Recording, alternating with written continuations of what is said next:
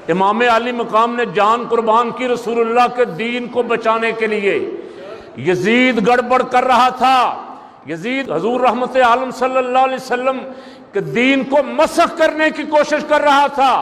امام علی مقام میدان میں آئے۔ آج جو امام علی مقام سے محبت کرنے والا ہے اسے کسی ظالم کے ساتھ کھڑا ہونا چاہیے یا مظلوم کے ساتھ؟ اسے یزیدیوں والا کام نہیں کرنا چاہیے۔ یزیدی ظالم تھے اور کربلا کے حسینی سارے مظلوم تھے۔ آج جو مظلوموں کے ساتھ کھڑا ہے، خواہ وہ کشمیر کے مظلوم ہے، فلسطین کے مظلوم ہے، یہاں کسی پہ ظلم ہو رہا ہے، اس کے ساتھ کھڑا ہے وہ حسینی ہے، اور جو ظالم کے ساتھ کھڑا ہے وہ یزیدی ہے۔ امام علی مقام رضی اللہ تعالیٰ عنہ کی قربانی قیامت تک ہمارے لیے مشعل راہ ہے، ہمیں حوصلہ دیتی ہے۔ میں وہاں سوچتا تھا، اب میں واپس آیا ہوں تو لوگ مجھے مبارک دیتے ہیں، بہت لوگ آ رہے ہیں، آپ نے دعائیں بھی فرمائی، مبارک دینے کے لیے بڑے بڑے علماء آ رہے ہیں، بڑے بڑے بزرگ آ رہے ہیں۔ اللہ کی قسم میرے دل سے کبھی کبھی یہ بات نکلتی کہ ہم نے کیا کیا، ہم نے تو کچھ بھی نہیں کیا۔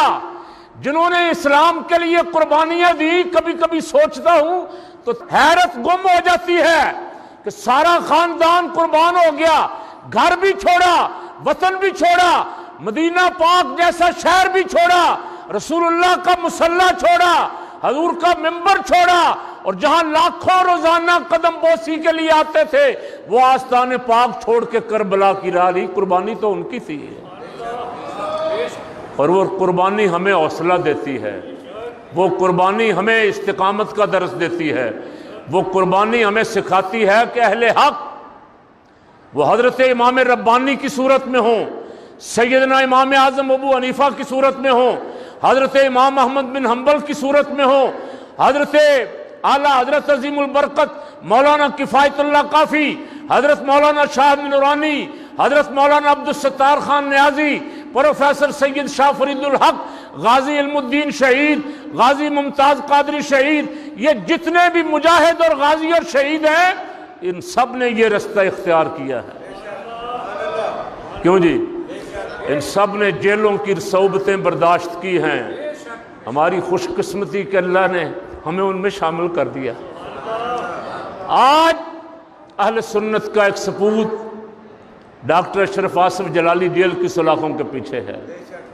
دعا کرو اللہ جلد رہائی کے اسباب فرما دے، کوشش اس کے لیے ہو رہی ہے۔ پچھلے جمعے میں نے کہا تھا جن ظالموں نے پکڑا ہے وہ یاد رکھیں، جنہوں نے علماء حق کو سلاخوں کے پیچھے بند کیا ہوا وہ یاد رکھیں کہ ایک دن وہ بھی کٹہرے میں لائے جائیں گے۔ اور فقیر نے الحمدللہ یہاں بیٹھ کے، میری بات نہیں ہے، اس کی عظمت اس منبر رسول کی عظمت ہے کہ جن جن کے بارے میں کہا تھا وہ بڑے بڑے حکمران جیلوں میں گئے، وہ ملک بدر بھی ہوئے، جو کبھی کبھی تخت اقتدار پہ بیٹھ کے فرعون بنے ہوئے تھے، جو کسی کی سننے کے لیے تیار نہیں تھے، آج در بدر ہو رہے ہیں۔ موجودہ حکمرانوں سے بھی کہتا ہوں ان سے عبرت حاصل کرو۔ علماء حق کو سلاخوں کے پیچھے بند کر کے تمہاری حکومتیں کتنی دیر چلیں گی؟ اور 6 مہینے سال نکال لو گے، پھر اس کے بعد عبرت کا نشان بنا دیے جاؤ گے۔ اس لیے جلد سے جلد ایسے ادھر ادھر کی باتیں سن کے کسی عالم حق کو بند کرنے کی بجائے جلد سے جلد حق کا فیصلہ کرو، اور حق یہ ہے کہ وہ بے گناہ ہیں۔ ان کے خلاف پرچہ جھوٹا کیا ہوا ہے، جعلی پرچہ کیا ہوا، میں ان کے ساتھ ہی کھڑا ہوا اسی آواز پہ، اور ان کی آواز صدیق اکبر کی عظمت کے لیے تھی، فاروق اعظم کی عظمت کے لیے تھی، عثمان غنی علی المرتضیٰ اور سیدہ طیبہ خاتون جنت رضی اللہ تعالیٰ عنہ کی عظمت کے لیے تھی۔ ان کے ساتھ ہم جب کھڑے ہوئے ہیں تو اللہ کا شکر ہے امت بھی ساری کھڑی ہو گئی۔ آج ملک کے چاروں کونوں سے ان کی رہائی کی آوازیں آ رہی ہیں۔ انشاءاللہ مجھے اللہ کے کرم سے امید ہے جلد وہ ہمارے ساتھ ہوں گے۔ ادب والا رستہ میں نے ابتدا یہاں سے کی تھی، ادب والا رستہ ہی اچھا رستہ ہے۔ اللہ ہمیں ادب و احترام نصیب فرمائے۔